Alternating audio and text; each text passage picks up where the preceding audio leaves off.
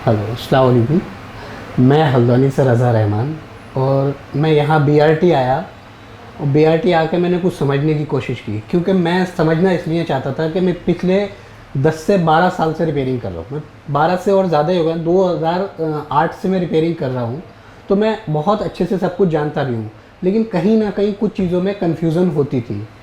तो मैं बीआरटी आया और भी जगह गया, मैंने समझा हर चीज़ को। एक होता है ना कि जो बंदा किसी चीज़ को जानता है वो बहुत ईजिली सामने वाले को कैच कर लेता कि ये क्या बोलना चाह रहा है।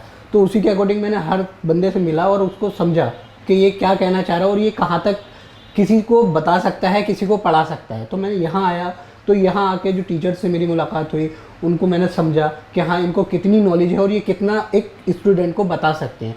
तो उसके अकॉर्डिंग मैंने इसको ज्वाइन किया और ज्वाइन करने के बाद अब मैं फाइनली इस चीज़ को अच्छे से प्रूव कर सकता हूँ कि हाँ, यहाँ पर अगर हमने काम किया है तो हमने बहुत कुछ सीखा है।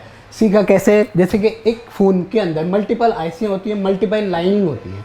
जैसे कि MIPI लाइन हुई और दूसरा MOC लाइन हुई और MIC लाइन हुई, मोसी और MOC लाइन होती है, जो कि ये आउटपुट और इनपुट दोनों करती है, एक स्लैब आईसी से और मास्टर आईसी से।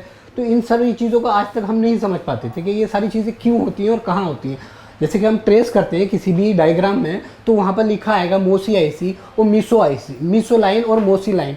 तो ये अभी तक हम नहीं समझ पाते थे कि मीसो लाइन क्या होती है, मोसी लाइन क्या होती है। लेकिन आज मैं फाइनली इस चीज़ को अच्छे से प्रूव कर सकता हूँ, मैं खुद से आपको करके भी दिखा सकता हूँ कि इन सब लाइनों का मतलब क्या है और ये लाइन क्या कर रही है। अगर मीसो है तो वो किस लिए है और मोसी है तो वो किस लिए है। MIPL लाइन क्या है और उसमें उस लाइन में जो कैपेसिटर लगा है, जो रेजिस्टेंस लगी है, उसका क्या काम है और वो किस तरीके से काम कर रही है। तो मैं इसलिए इस चीज़ को बहुत अच्छे से समझ सकता हूँ कि मुझे यहाँ पर जिस तरीके से बताया गया है, जो समझाया गया है, वो बहुत डीपली समझाया गया है। मतलब मैं अगर आपका कहूँ कि जो बंदा पिछले काफ़ी टाइम से काम कर रहा है, रिपेयरिंग का काम कर रहा है और उसको किसी भी कंपोनेंट की नॉलेज नहीं है या फिर है तो कम है, तो मैं उसके लिए खासकर कहूँगा कि वो एक बार बीआरटी को आके ज़रूर ज्वाइन करें। ज्वाइन करने का रीज़न क्या है? उसका रीज़न ये है कि हम लोग एक वे तो हम सब पता है कि हाँ, एक रास्ता है ये, लेकिन इस रास्ते का नाम क्या है, इस रास्ते पे कैसे हुआ ये रास्ता, इस रास्ते को किस काम में लेना, तो वो हमें यहाँ आकर के पता चलता है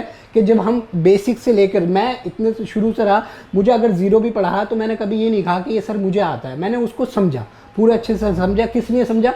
कि यहाँ भी मुझे कुछ ना कुछ समझने को मिलेगा और बेसिकली वही मुझे समझने को मिला।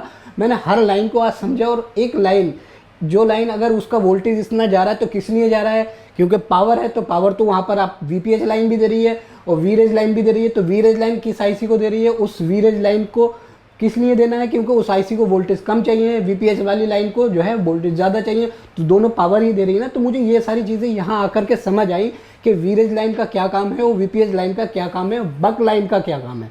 तो बहुत सारी चीज़ें मुझे यहाँ आकर के समझ आई, जिससे कि मैं बहुत ईजिली, जब पहले हम करते थे तो बहुत सारी चीज़ों में कंफ्यूज हो जाते थे, लास्ट में कस्टमर से बोलते थे सर आपका फ़ोन नहीं होगा। लेकिन अभी मैं ये कॉन्फिडेंस के साथ कह सकता हूँ कि अगर मेरे पास कोई फ्रेश बोर्ड आया है तो मैं उसको 100% रिपेयर करके दे सकता हूँ। Thank you.